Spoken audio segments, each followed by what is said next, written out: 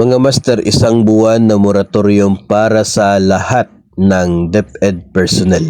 Ito po ang hatid ng 16 na mga PLIs na identified po ng DepEd base po sa kanila pong response sa request ng Department of Education.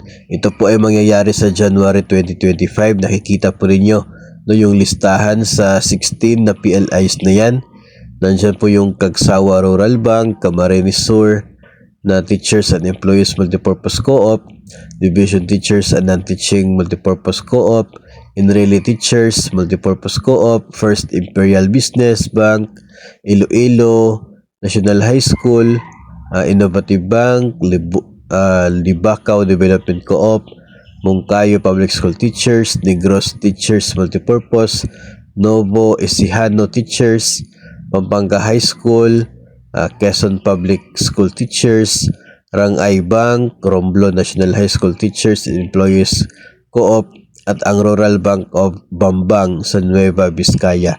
So isang buwan na loan moratorium para sa mga DepEd personnel na kanila pong mga borrowers, no? Ito pong 16 na ito, napapansin po ninyo mga usually mga co-op po, no, na siya pong co-op na established mismo ng mga teachers o teachers association. Ganon po yung madalas na included dito po sa 16 na mga PLIs na mag-o-offer ng isang buwan na loan moratorium para po sa lahat ng kanilang mga DepEd borrowers. Again, ito po ay para sa mga loans na salary deduction sa Department of Education.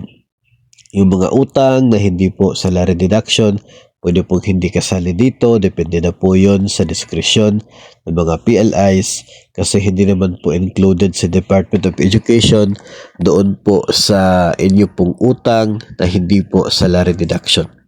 So, congrats para sa mga borrowers na mga nabanggit po natin na mga PLIs. January po yan. Wala pong dagdag na conditions na kalagay. So, ibig sabihin pumayag po sila sa request na DepEd.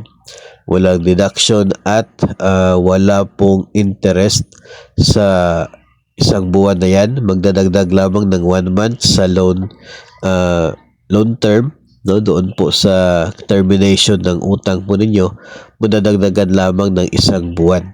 So, yun po ang mangyayari dito sa mga borrowers po na mga nabanggit natin na mga PLIs.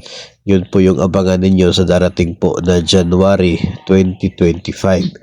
So, abangan po sa iba po mga episode tungkol po sa loan moratorium at baka nandoon po yung bangko ninyo kung saan po kayo mayroong utang through salary deduction sa Department of Education.